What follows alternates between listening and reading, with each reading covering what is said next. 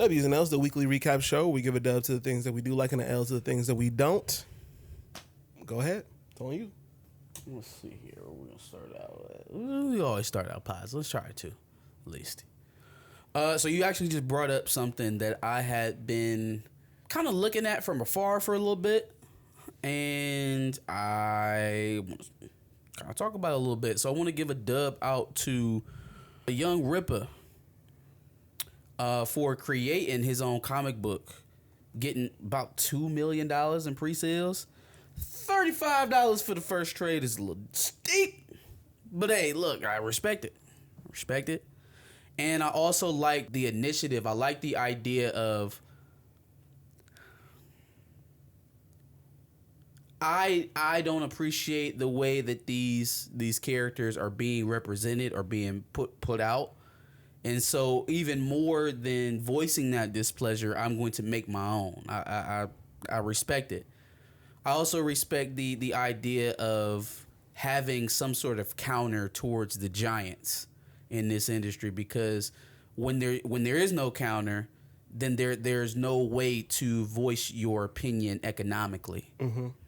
So from that standpoint, I definitely appreciate. Now, with who Rippa is and the things that, you know, he's chosen to speak about, the opinions that he's chosen to have, and I'm not even going to necessarily say that it's all disagreeable. I would say that whole anti-SJW, you know, anything that's female, black, or gay, I can't get with. Like, I'm not that. That's not. I'm not beating that drum because I feel like it's too much. Those are still, you know, still people. There's still communities of people that want to be represented. But at the same time, I also realize that these companies know that, and the only thing that they seek to do is give you representation by analytics. Mm-hmm. The only thing that they seek to do is to give you representation by checking boxes and filling quotas, and that is disingenuous and it's greedy. Yeah, and it's something that not a lot of people are able to see through. They just take it at face value because. So I can appreciate his perspective on that. I'm just not about to rant and rave every single time a character that was traditionally male ends up female. Is it good?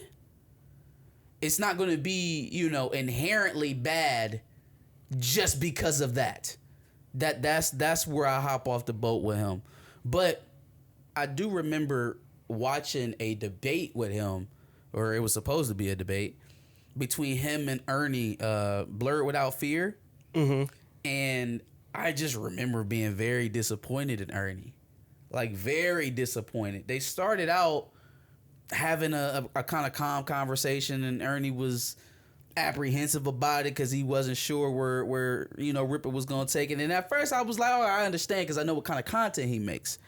But then at the same time, as the conversation keeps going on, it's like Ernie's straw manning him. He's ascribing thought processes that, you know, Rippa's not defending or even trying to promote. He's not engaging in certain parts of the conversation.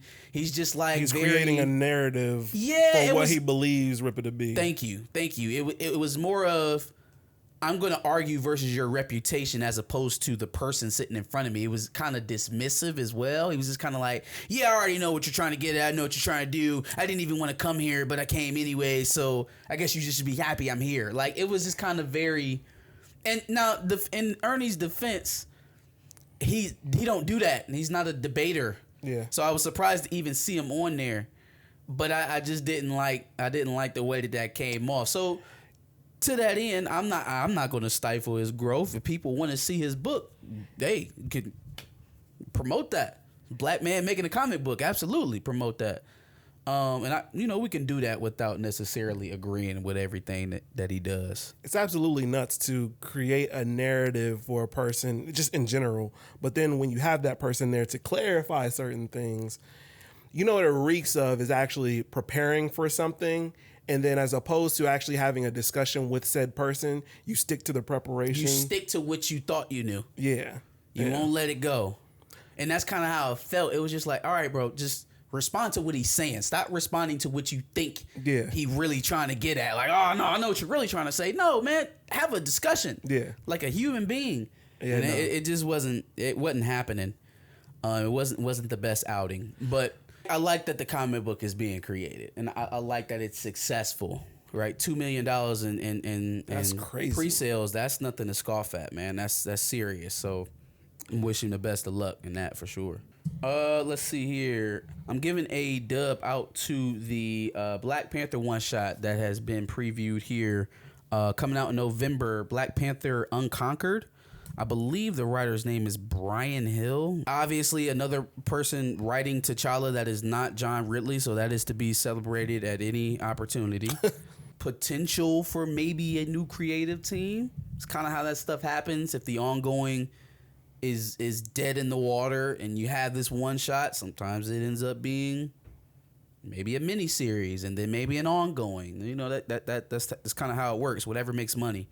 I will be much more apt to support something like this, at least to start out, than what's currently going on with the main Black Panther title.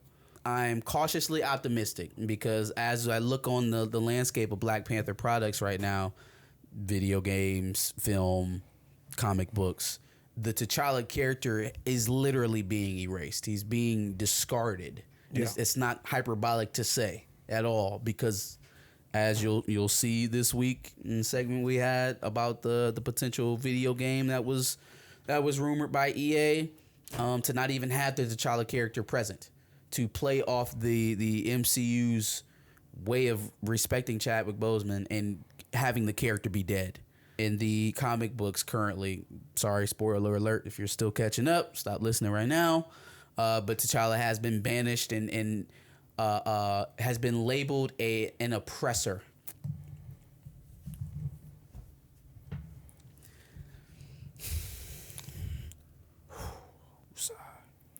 Has been labeled an oppressor. I'm cautiously optimistic because it's another creative team that is not John Ridley. But at the same time, the erasure of this character has been propagated over multiple platforms over the last year or so. So, I don't know. I hope it's great. And I hope it turns into more. You know, the only way that we can truly show them what it is we want is to buy the things that we deem are better for us. Yeah. Let's see here. Alex Jones is getting my first L of the day. Alex Jones obviously lost his defamation trial over the Sandy Hook lies, the conspiracy theories that he knew was a lie the entire time, by the way. So just something to point out to all of my tinfoil people, all of my people that believe in a lot of these conspiracies, right? Hey, watch who you follow. Watch you, and then also realize how susceptible you could be making yourself to that type of manipulation. When you wholeheartedly believe things that have never been proven, that you have no evidence to, like you are making yourself susceptible to a predator, literally. Not only did he just outright lie about certain things, but he put these people's lives in danger. It's so funny to me because you will find a lot of these. I guess I'll give a shout out to the Manosphere here. A lot of those alpha Manosphere guys, right? They talk about how you know, keeping the woman that you have close to you and protected and away from other men is a responsibility, and she's your property essentially, right? Like that's your vagina, that's yours. So you don't let her go out to the club. You don't let her be out in positions that she could somehow be compromised in, right? Oh, my girl would never be SA'd because, you know, she doesn't go out and twerk with her friends and wear salacious clothing and post stuff online, blah, blah, blah, blah, blah, blah, blah, right? Twist it just a little bit. We're going to take it off the female. We're going to put it on the male. We're going to talk about a level of vulnerability and take it off the physical and put it to your mind. Are you not doing the same thing when you follow guys like that?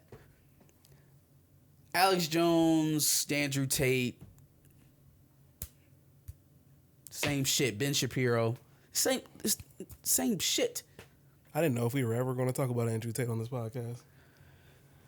I feel like enough of what we said about Fresh and Fit applies to him. I would also. So agree. There's really no reason to rehash it. It's giving rewashed. It's giving find a new shtick. None of y'all are Kevin Samuels, so That ain't the truth. you know.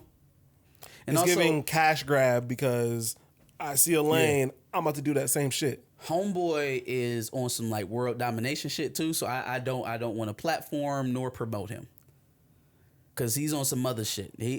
All of this men rocking, women suck, own your woman, all that shit. That's to get the dummies in. Yeah.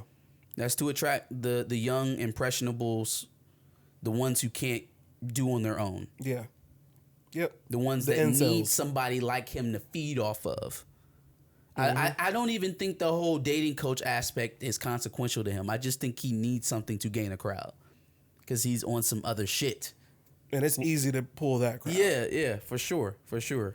What the hell were we talking about? Alex Jones, $49 million is what he's been ordered to pay the families of Sandy Hook. I don't know if y'all gathered this by now. He ain't got that, y'all. He don't have that. You know, I make a joke every time we talk about Amber Heard that she works at Applebee's and that this is going to be really hard on her check. I don't know where the fuck Alex Jones is going to get this money from. That's an actor who's been paid millions of dollars to play in, billion-dollar productions or a billion-dollar production and a lot of other okay films. Yeah. Alex Jones? Man, I hope that YouTube ad money was hitting. I hope that sponsorship money was hitting. Mind you, he hasn't had that for about, what has it been, 2 years since he's been banned off of YouTube? Yeah. So if Amber Heard is waiting for her Applebee's checks, Alex Jones is going to be panhandling for the rest of his life. Combined with what he probably had to spend fighting the defamation case in the first place. Yeah. Yeah. You're fucked.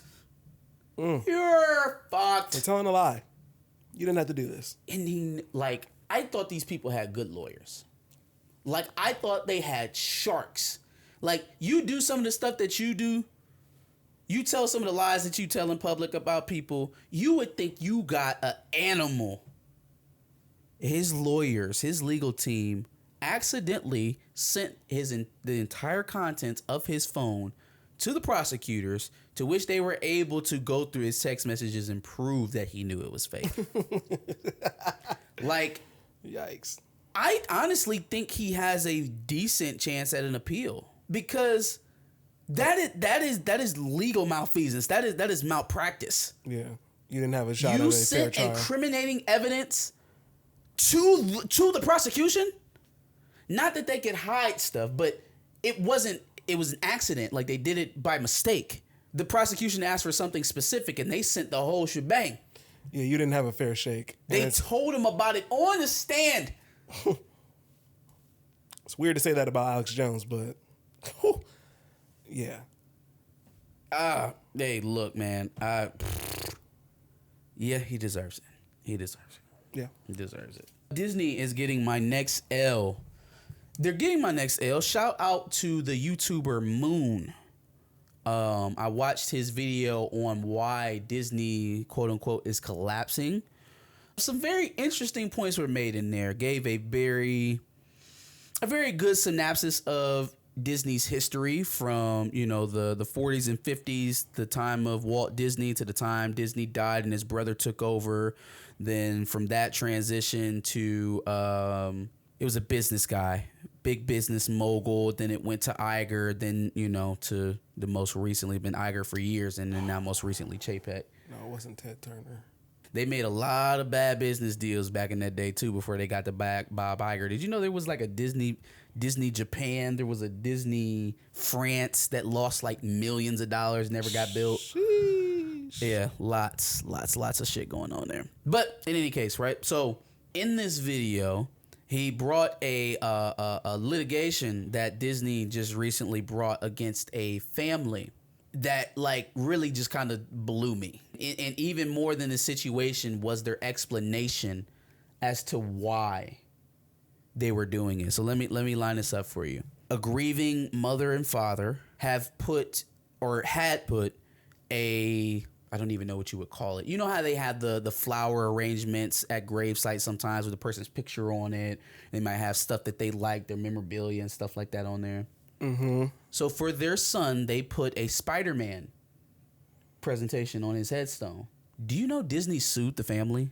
That is crazy. You want to hear their explanation as to why? They didn't want to harm or diminish the legacy of the character. Think about what they're saying.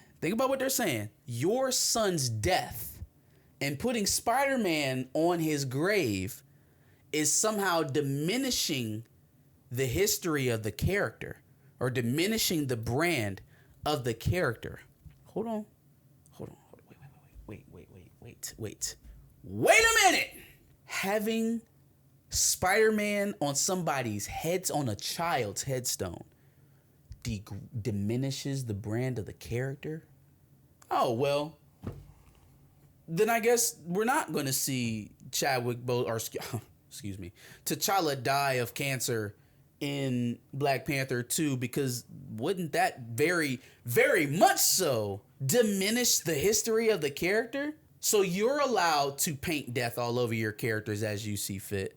And I guess technically speaking, legally speaking, yeah, they are. But then grieving parents, what dollar did they ever make off of this?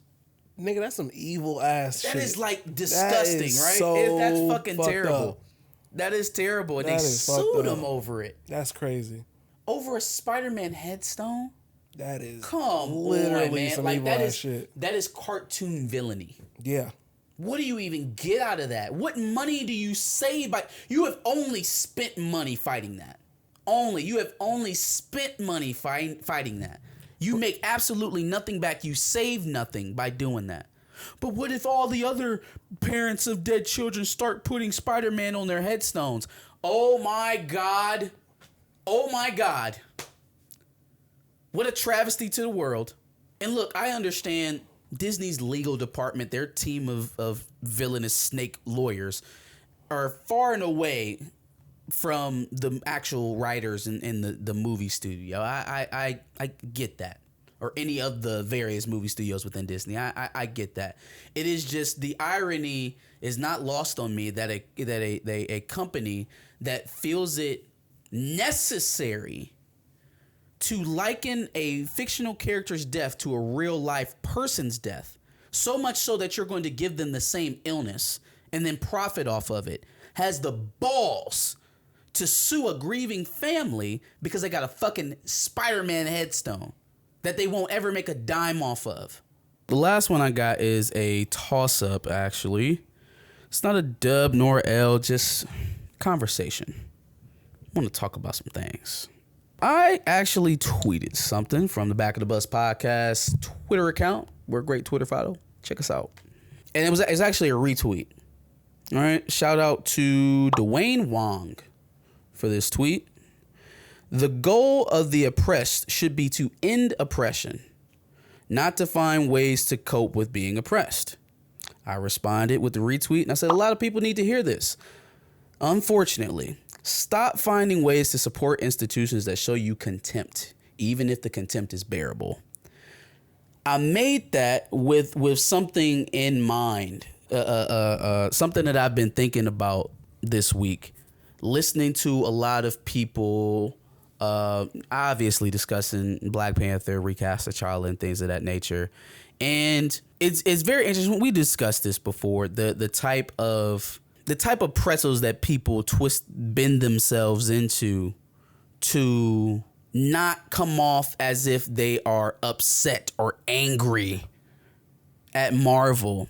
Even more so than Marvel, it goes towards the individuals, Ryan Coogler, Kevin Feige, Nate Moore, to the interest of keeping things in the realm where they deserve. Talking about films, obviously, we're never advocating for violence or anybody, fired, anything like that. It's not for us to say, to decide, and it's definitely not for us to advocate.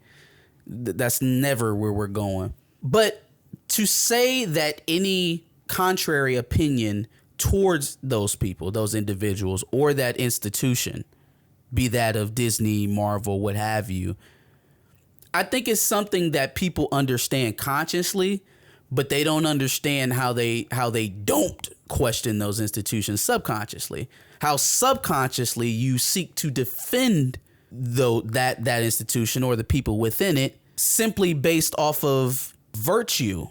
Because someone says they're trying to do something good, then you can't see it outside of that context. I think a large reason as to why that's a thing is because in this culture today, either you're a hater, or you dick ride. It's one or the other. It's never Sure. There's never any actual nuance to anything. It's one or the other. You either being a hater or you being a dick rider. And you know what? I think that's a tough place to be as a content creator, because you don't want to come off as either one. And I feel like sometimes that leads some of us to go too light where we should have a sharper criticism, and then maybe on the other side too abrasive where some grace could be given and some understanding could be applied to the criticism. And so I feel like the only way to get through that is just to break it down objectively. For example, if you are going to make the claim that Ryan Coogler is a great director, not a good one, not above average, not a solid, not a serviceable director, a great director. I'm thinking Francis Ford Coppola. I'm thinking Scorsese, Spielberg, James Cameron, John Singleton, Spike Lee, great directors. So if Ryan Coogler is a great director, prove it to me. Give me his best work and tell me why Ryan Coogler is a great director. Let's take a look at his filmography. We got Black Panther 1, obviously, right? It's a plus score. You got Creed, Fruitvale Station. He was an executive producer in Judas and the Black Messiah. Space Jam, Creed 2.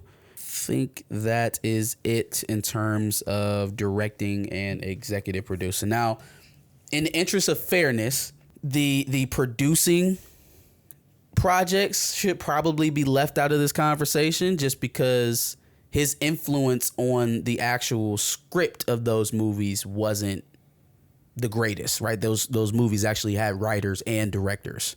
He was just a producer. So let's just talk about the films that he wrote and directed. So we got Black Panther 1, Creed 2, Fruitvale Station, Black Panther 2. Damn, that's short. Number one, it is a short filmography. It's very short. Second of all, what is the best movie out of that crop? I would probably say Black Panther. Black Panther has the biggest budget out of all of them? Did have the biggest budget, and it was the only one that's been nominated for an Academy. Well, Judas and the Black Messiah, but it again, producer versus director and creator, writer. I really liked Fruitvale Station. Okay, I mean that's a solid one. But is it better than Black Panther?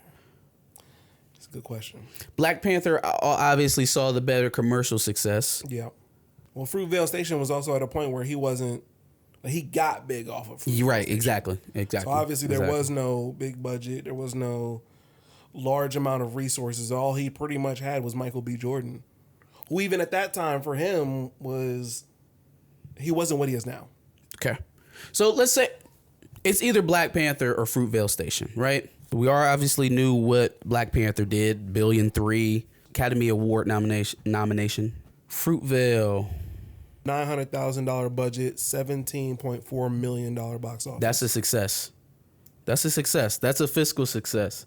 And then also it fit the time, the moment that we were in behind Oscar Grant, Tamir Rice. You know, we were kind of in one of those flux moments when it comes to, police killings in this country that we seem to have every year and a half now. Trayvon, yeah. It's a honest and objective view of Ryan Coogler's successes. Let's talk about some of the negatives. Now, you've heard us talk about some of the tropes that come up in Ryan Coogler's filmography, in his film period, right, in his projects. There is a common thread that is troubling to me, but it also is something to be critiqued because it only shows a certain way of writing a story. It only shows that you can tell a story from a certain perspective. I heard Ryan Coogler, it was a quote, and he was talking about writing a film, and this is his words, right? I'm paraphrasing, but what he was getting at was basically if you write a film and you know exactly what it's about, or you can say one character was right, the other character was wrong, it's very linear, then it wasn't a success, right? What you want to do is have something that they go home and talk about, something that's thought-provoking, something that drives a conversation. I would agree with him. As you look through his filmography, hell, I'll throw Judas and the Black Messiah in there for this part of it. There is a troubling theme throughout those movies that at very least, right, if we're not going to speak to any other implication of what it means as far as identity, race, anything like that, at very least shows a one-track mind in terms of storytelling. Yeah. It's basically he can't really fully flesh out a story about the black experience without appealing to emotion through black trauma. And that's not just us. That's not just our opinion. Do you want to hear his read up on IMDb? You want to hear what they said about him?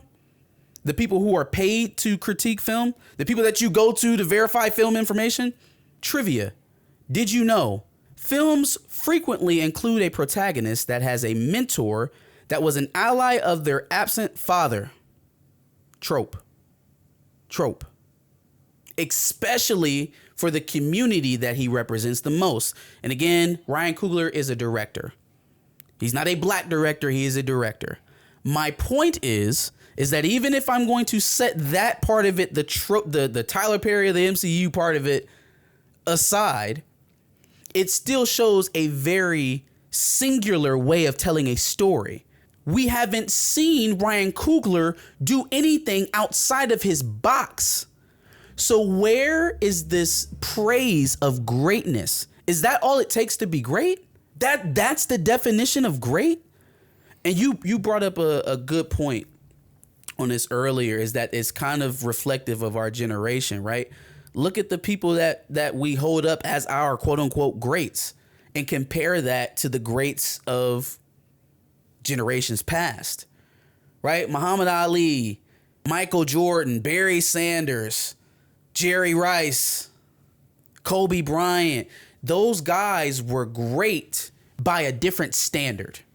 They dominated for decades. They were complete players. They were champions.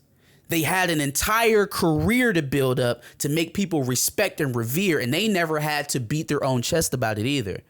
People did it for them. I have to get on my generation a little bit in this one and say millennials anoint people before they've done anything. Before they've done anything. You ain't gonna like it, but LeBron James was the best player in the NBA before he had a single bit of jewelry. Before he ever won an NBA, before he even won an MVP. No, he was king before he won, anything. Yeah. That's a product of our generation. Instant gratification. Participation trophies. Absolutely. 1000%. And what that makes you do is anytime you hear an opinion that's contrary to that of what Ryan Coogler believes, I'm a hater. You won't even parse through it enough to read his IMDb page. That's something, it's not a secret. That's something that people in Hollywood know about Ryan Coogler. It's not even controversial to say. It's not two guys sitting in the basement hating on Ryan Coogler. This is not a basement, by the way. But it's just like it's hard to have an honest conversation when your guard is so knee jerk. And there's a lot of you that know that do it anyway. There's a lot of you that speak out against that specifically, and you do it anyway. You know damn well it's not logical, nor is it rational to defend something that's not there. It's very of the culture currently to ascribe certain terms, at least to things that don't necessarily deserve them at the time, like classic, GOAT, he don't miss. Facts. And the second somebody goes to criticize it, it's you a hater. You can do the same thing for Kevin Feige. You can do the same thing for Kevin Feige. Kevin Feige has led one of the most dominant eras of film in modern history, probably in the history of film in America. 15 years of dominance, 5+ films that make $1 billion+. It's unprecedented. All that being said, the last year and a half of MCU films have woefully underperformed. It's just a fact. It's a fact. There hasn't been a single $1 billion film in this phase. Multiverse of Madness got close. 45-day window got that right out of the fuck out of here. Unless they try to re-release it and try to get that last 100 million or so. Nor have these films been as profitable. Nate Moore, yes, he fought to get Black Panther on the screen. He fought to get Black Panther seen in live action, where for 60 years that had never happened. It can't be denied that Nate Moore was the driving force of that same character never being seen again in the MCU. If that's the way that they decide to go. I'm not saying if anymore. That's what they want to do. That's what they want to do. T'Challa's retired. Until they prove me otherwise. That's what it is. That's what you've told us. Side note. Do you think Black Panther 2 will hit a B? No. I don't think it'll get anywhere close. I see a lot of people posing that question as if it's just a foregone fact that Black Panther will hit $1 billion. I don't see this movie being something that people will want to see multiple times. The people who have supported the first film by going to see it multiple times might not even go see this movie. And the way Marvel has been trending, I don't see how this movie would possibly hit a B. Listen, I feel like there is almost like an addiction to sadness in our country. Like the depression rates are so high that companies have found a way to turn that into dollars. They found a way to make the saddest parts of your life, of your existence, and commodify it, and find a way to pull on that thread just hard enough to get you to come sit down and cry in a movie theater over a comic book character. Now, there will be some of you that get there to do that. That is not more powerful than a titular character leading his nation, his family, his friends, his sidekicks into a dire condition versus a formidable foe and coming out on top at the end. That's a superhero movie. That's how you make it. That's how you get it done. All of this other stuff that you say needs to happen in films and needs to be shown and it's not successful. It's not. And you're not going to buck the trend. You're not going to break the mold by taking the one thing that made this film successful completely out of it forever. It's not logical.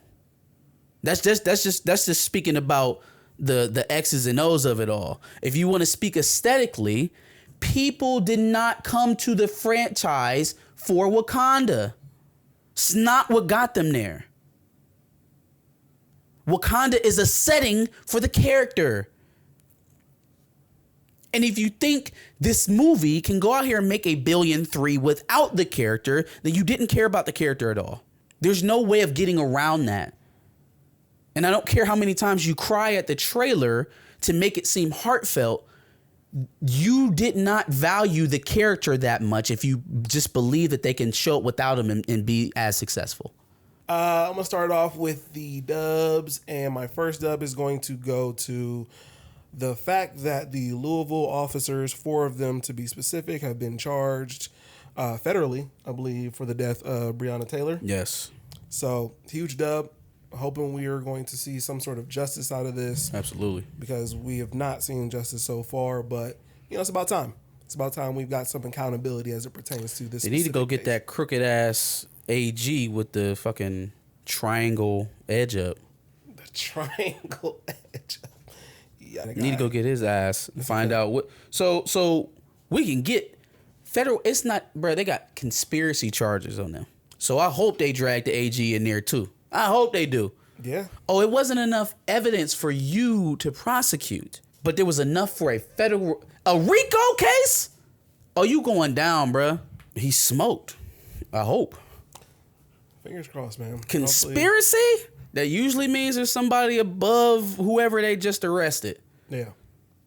Usually means that there's a whole, unless we're just gonna make it that they were the ringleaders of whatever conspiracy was going on. Highly unlikely. Usually rope somebody else in.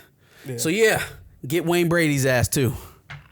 Next up, as a kid, we watched this quite a bit, and it looks like it's going to make a bit of a return. Slam Ball What? is making a return in 2023 on Paramount? Because that used to be Spike TV. I was going to say, I think probably. I didn't see specifically where it was coming to, but yeah. I would play Slam Ball today. For sure. No, it was so fun just watching people go pretty much full speed on trampolines. Like it's like football, basketball, hockey with trampolines. Yep. With Exactly. trampolines. Exactly. You could tackle niggas out the air. You could. And guess what? I don't need to be 7 feet tall to be good at it either. In fact, you probably should be like 5'8". You can get hops. Yeesh. If I saw a 7-footer jumping on a trampoline on Slam Ball, it'd be a little much. All right, man, that don't count. He gotta leave. You imagine Giannis playing Slam Ball? No. Actually, he's gonna trampoline on top of the backboard and then let the ball drop in. On some Blake Griffin, just toss it in. Or no, was that Blake Griffin or was that Dwight Howard? He just tossed it in. Like he threw it in? Yeah. That was Blake Griffin. Yeah. So I watch a decent amount of stand-up on YouTube. Mm-hmm. And so things will come up from the Laugh Factory, just different channels and things like that. And I stumbled across one, and I noticed a familiar face, and I decided to watch this person's stand-up routine. Uncle Marvin from Power is a stand-up comedian. Shut up.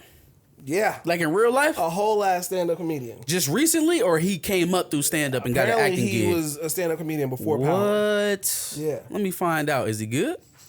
He's okay. I think he's a better actor in Power than he is a stand-up comedian. But the fact that he got on from stand-up would mean that, he must be okay. What's his shtick? Like, what is he talking about? I think that's why I'm just like, it was okay. Because it was very much like Def Comedy Jam-ish. Like, it was very much like black people like this and white people like that. Okay. You know what I mean? It's just like, or black women always got to take so much time with their hair and makeup and like it was very much basic jokes. Felt like Kings of Comedy. The time has passed you. A little bit. Okay. A little bit. But I've only seen one routine, so I'm not going to judge him off the whole thing. But I think he was specifically speaking about how long it took women to do their hair and makeup. And it was just like, all right, I'm sure I've heard this joke somewhere. Yeah. But, if he's good, he's good. I just haven't seen enough.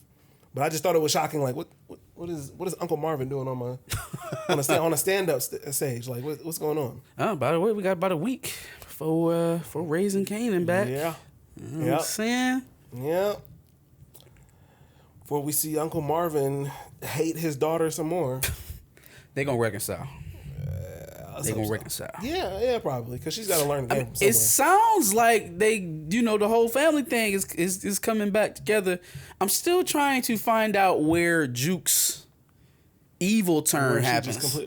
She's lost her snow bunny, so. Yeah, but that just turned her into a snitch. Oh, yeah. I forgot about that. Goddamn informant. So then she joins the police force at some point, and then for some reason decides to become a dirty cop. You know what? I guess she wasn't she never really got crazy, insane jukeboxy. Because she was hitting licks, which is a bad thing, right? But as far as crimes go, they're of the non-violent nature. Yes. But how does she in turn become much more ruthless than Kane? Well, because Kane's not that ruthless now. So by the end of it, she had a gun to Tariq's head, right, for ransom. That's far and beyond even what I'm looking at right now. So I'm just saying, where did that come from? But where does Kanan's ascension even come from for that? Like both of them have a arc that they clearly have to go through. I can see I don't get how Kanan goes from my mom killed my best friend to I kill my own blood and flesh, my own son. Honestly, I just think that's a flaw in the writing, but we won't go there again.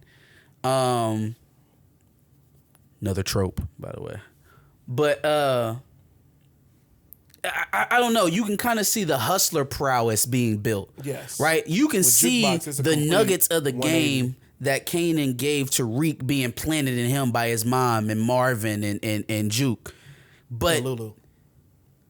Oh, I need to off my son. I haven't gotten to that point yet. Yeah. Oh, I'm gonna put a gun to this innocent kid's head for a ransom out of Juke. I don't see that. Like, yeah, she's a thief and a hustler, but she ain't no killer. Yeah. At least not yet. Her actual personality, aside from the things that she's doing, doesn't reflect. Yeah, that doesn't line up. Like 180. She doesn't seem like that type of person yet that would do something like that. Yeah. Neither does Kanan to this point. I'm saying. I don't know. We'll have to see something. Something's got to shake at some point. So we'll see. My one and only L goes to this whole situation with Aaron Rodgers.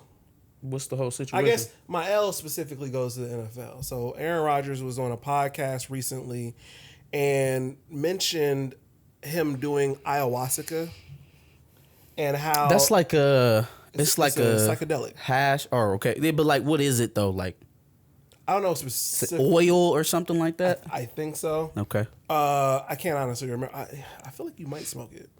There's DMT and then there's ayahuasca, and I can't remember which one's which between the two. But anyway, it's one where you go to like the deepest parts of like South America and you get a shaman and they you go through this whole like trip and So what you saying is we should have did some ayahuasca while we was in Brazil. If you would have found the right shaman. So Aaron Rodgers is on this podcast talking about how the trip of ayahuasca basically transformed him not only as a person but as a player.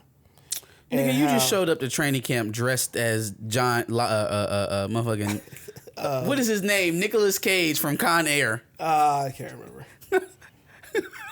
You ain't changed nothing. Yeah, no, but please go ahead, continue. I'm sorry. And so, first of all, does that not sound like if it did what he actually says it did? Is that not a performance enhancing drug? But that's neither here nor there. I mean, that's neither. Things have been suspended for less, but continue. But that's continue. Even more so. My point is that players can be suspended for entire years over weed. Josh Gordon, but Cedric Benson, but Aaron Rodgers can go Ricky Williams public with the fact that he was tripping on ayahuasca and that made him a better player. And not so much as receive a suspension. He literally said it makes us a better player. It made me a better player. Like he literally said it. Let me see if I can find the specific quote. Yeah. Imagine suspending somebody for performance enhancing drugs, but then letting the guy who said he did drugs and it helped his performance off scot-free. Imagine that. To be way more free at work as a leader, as a teammate, as a friend, as a lover, I really feel like that experience paved the way for me to have the best season of my career. Now, granted, it's conceptually like, it put me in a better headspace, but you credit it to having the best season of your career. I mean, that alone, you took a drug. They suspended people for weed, y'all. We don't even got to get that deep. You know? Like, we really don't. The drug that's about to be legalized is a huge problem in the NFL, but he can go to the media with the fact that he tell a very introspective story about how I started loving myself more and became a better teammate and it gave me my best season. As if there are no medicinal effects of marijuana that could improve anyone's life or give them better perspective on anything, because no, marijuana is a black thing, and that's something we can rail against. Like, you've got to explain to me how Aaron Rodgers can get away with specifically speaking to the media about his trip on ayahuasca, but nah, a nigga be on weed a year, immediately hand down the indefinitely suspended. Like, come on, bruh. How? I don't understand. Because even though we use it at similar rates, it's just seen as a black guy's thing. Yeah, no, white people definitely be out here smoking weed. Aaron Rodgers definitely be out here smoking weed. We know he does worse than weed, so. So like, and you can't tell me that psychedelic is not anywhere on the controlled substance list. So very literally, it's probably illegal as well. Whereas cannabis is legal in certain places in the US. Or how about everybody go get him some ayahuasca? Put your blunts down. Go get you a shaman. Get some ayahuasca because apparently that's fine. And be prepared to shit and throw up. What's the everywhere. difference between that and mushrooms? Can they just do mushrooms too? LSD. Put the little droplets in the air like my boy Scully. PCP. A nigga doing PCP and then suiting up for a game would be wild. Oh, that'd be wild. I don't know if I can get behind that one. Bruh. Side note. Do you do you watch Takeo Spikes and it's another linebacker, NFL linebacker? Literally haven't heard that name in so long. They have a podcast, right? And because every celebrity has a podcast. Yeah. And every athlete specifically. Yeah. And they were talking to Lawrence Taylor. And he was like, what is the wildest thing you ever had happen to you on a game? And I guess he crashed his Ferrari a couple miles away from the stadium, ended up missing all of pregame in the first quarter, and still played. Showed up and then played. Crashed his Ferrari on the way there, had somebody pick him up, missed the first quarter of the game, and just walks out there. At the expense of everything I just said, LT was on coke. I believe all of that. Hey, LT was that nigga, man. LT was that nigga. Did a line. And then went out there. Michael Irvin. Oh yeah. Hey Prime, I don't want to throw you out there, but I just know you used to kick it back in the day. So you know what I'm saying. I'm just saying. You know what I mean? Yeah, no, I believe all of that because LT Chris Carter. LT definitely did a line. And Chris said, Carter was a bad boy. Chris Carter was a bad boy back in the day, man. Yeah, he was. Any other dubs, Els? That's it for me, man. Give us your dubs and nails. Tell us what you thought in the comments below. Make sure you come back next week for another dubs and nails every Wednesday, 10 a.m. And make sure you check out our previous dubs and nails. Get caught up on the things that we talked about in past weeks. And make sure you subscribe. Like he said, we like to do this every Wednesday at 10. So make sure you subscribe and check us out next Wednesday.